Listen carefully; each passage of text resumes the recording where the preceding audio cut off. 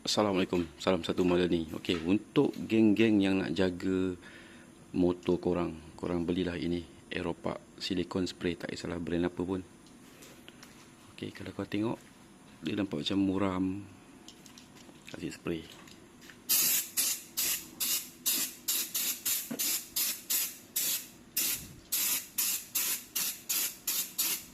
Nampak dia kilat.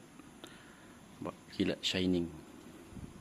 Salah satunya dia boleh protect kita punya motor.